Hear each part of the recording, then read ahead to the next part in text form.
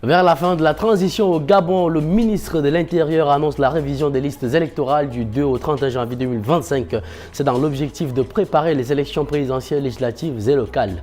Puis au Nigeria, l'inflation des prix du riz continue son bon chemin avec une augmentation de 8% pendant ce mois de décembre. Une situation qui met à mal les ménages nigériens.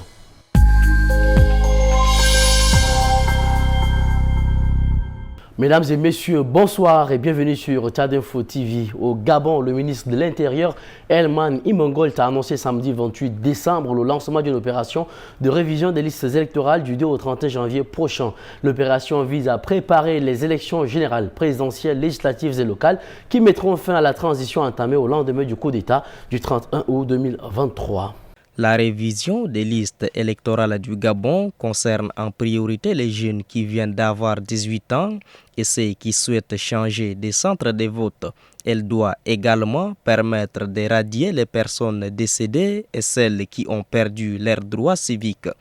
Les prisonniers en détention préventive seront aussi recensés pour leur permettre de voter. 558 commissions se chargeront des inscriptions dans le pays contre 23 pour les Gabonais de l'étranger. L'annonce de cette révision est intervenue au lendemain de la toute première rencontre entre le président de la transition, Brice Clotaire Oligui Nguema, et Alain-Claude Billy Benzé, dernier premier ministre d'Ali Bongo. Ces derniers plaident pour refonte totale du fichier électoral. Refaire à zéro cette liste donnerait l'impression que les militaires veulent se tailler leur propre liste, estime Ange Kevin Zinhou, leader du Parti pour le changement. Le Parti démocratique gabonais, chassé du pouvoir par les militaires, dit soutenir cette nouvelle révision du fichier électoral pour qu'il s'agisse d'une opération classique prévue par la loi. Au Nigeria, le produit alimentaire de base, le riz, atteint un prix record après une nouvelle hausse de 8%. En décembre, le gouvernement n'arrive pas à juguler la crise inflationniste qui appauvrit et affame une grande partie de la population nigériane. 75 000 naira, 48,50 $ et jusqu'à 99 000 naira dans la capitale Abuja. Le prix du sac de 50 kg de riz dépasse désormais largement le salaire mensuel minimum au Nigeria, 70 000 naira. L'inflation alimentaire est au plus haut depuis 28 ans, près de 40% sur l'année. Les détenteurs de foyers nigériens souffriraient de la faim. Selon l'agence statistique nationale, au moins 48 personnes sont mortes dans des bousculades lors des distributions de la nourriture la semaine dernière. Le gouvernement de Bola Tinubu ne parvient pas à juguler l'inflation depuis qu'il a laissé flotter la monnaie nationale par rapport au dollar et supprimé les subventions sur le carburant. Rien n'y fait, ni le relèvement de 27,5% de taux d'intérêt, ni la proclamation d'un état d'urgence alimentaire, ni la suppression des taxes sur les importations. Le président nigérien a rappelé lundi dernier qu'il n'avait pas l'intention d'imposer un contrôle de prix, mais plutôt d'accorder des incitations à augmenter la production agricole nationale et que son gouvernement avait commandé 2000 tracteurs.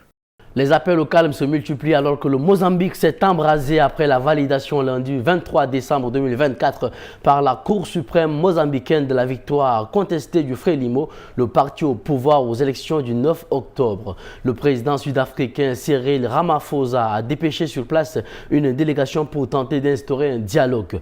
Mais de nombreuses voix se lèvent aussi pour dénoncer le relatif silence de la communauté de développement de l'Afrique australe, la SADC, ainsi que les différents gouvernements voisins, perçu comme un manque de courage politique. Dans les manifestations au Mozambique, la jeunesse du pays est particulièrement présente. Selon le chercheur et politologue namibien Ndumba Kamwania, ce n'est pas un hasard. Le vrai problème, c'est que beaucoup de jeunes d'Afrique australe ont l'impression de ne pas être inclus dans la politique. C'est l'ancienne génération qui domine la plupart des gouvernements. Et ce qui se passe au Mozambique est un message envoyé à tous les pays de la région pour qu'ils écoutent les jeunes concernant le chômage, par exemple. Un conflit générationnel comme problème de fond et qui explique que les gouvernements de la région, pour la plupart dirigés par ces partis de la libération, sont prudents concernant la situation du Mozambique, selon le politologue. À commencer par l'ANC en Afrique du Sud qui reconnaît la victoire du Frelimo. C'est un peu « je te protège, tu me protèges ». Pour voir où est Sotetsi, consultant en politique publique et fondateur des mouvements d'émancipation de la jeunesse sud-africaine. Et l'ANC qui est fragile cherche le soutien des autres gouvernements de la région. Dans cette crise au Mozambique, la bonne attitude aurait été d'appeler à organiser de nouvelles élections. Sauf qu'avec la loyauté entre ces partis, j'ai bien peur que la crise du Mozambique ne soit pas réglée d'aussitôt. Selon des ONG mozambicaines, les protestations post-électorales auraient fait au moins 134 morts en une semaine. La fin d'année dans l'Est de la République démocratique du Congo, marquée par des violences en os. Au moins 20 civils sont morts dans des attaques distinctes des rebelles ADF sur les villages des Robinets et des Godjo dans le secteur de Bapéré dans la province du Nord Kivu. Le 21 décembre, des combattants ADF, Forces démocratiques alliées, ont fait une incursion dans le village des Robinets, situé dans le nord-ouest de la province du Nord Kivu, dans le secteur de Bapéré. Sur place, ils ont tué 6 personnes. Puis le 22 décembre, ils sont arrivés dans le village voisin qu'on appelle Kodio, où ils ont tué 12 personnes, a assuré à l'AFP Maker Sikuvunla, représentant du gouverneur dans le secteur de Bapéré. Ces massacres ont été perpétrés par les rebelles ADF et cela malgré les opérations conjointes des armées congolaises et ougandaises. Le colonel Alain Kioeya, administrateur du territoire de Lubero, dénonce un acte ignoble auprès de RFI ce dimanche 29 décembre 2024. Il y a eu 21 personnes qui ont été tuées et égorgées par les terroristes ADF et leurs maisons incendiées. Certaines infrastructures importantes ont aussi été incendiées. Et cela a poussé les gens à se déplacer de leur lieu d'origine pour un lieu beaucoup plus sécurisé. Et beaucoup se concentrent maintenant dans les agglomérations de Mangourédipa et Yaninjapanda et les autres sont déjà vers Butembo.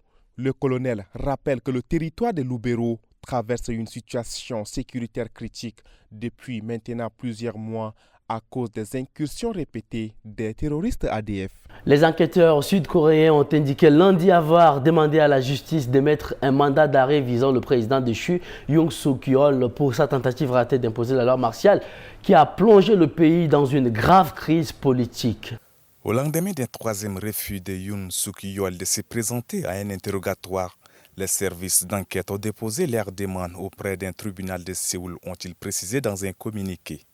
Destitué par le Parlement le 14 décembre, Yoon Suk-yeol est actuellement suspendu en attendant que la Cour constitutionnelle valide ou non la décision des députés et a interdiction de quitter le pays. Il est visé par une enquête pour rébellion, un crime passible de la peine de mort, pour avoir imposé la loi martiale le 3 décembre et envoyé l'armée au Parlement pour essayer de le museler avant de faire marche arrière quelques heures plus tard sous la pression des députés et de la rue. D'après les médias sud-coréens, Yoon Suk-yeol, 64 ans, refuse également d'accuser réception des convocations qui lui sont envoyées par la Cour constitutionnelle qui a tenu vendredi une première audience sur son cas. La Cour a 6 mois pour confirmer ou infirmer la destitution du président. Si elle opte pour la première solution, une élection présidentielle devra avoir lieu dans les 2 mois. Son remplaçant aussi destitué sur le plan politique, le président en place depuis la mi-décembre, le premier ministre Han Duck-soo, a été destitué à son tour vendredi, les députés lui reprochant d'avoir tenté d'entraver l'enquête sur le coup de force de son prédécesseur.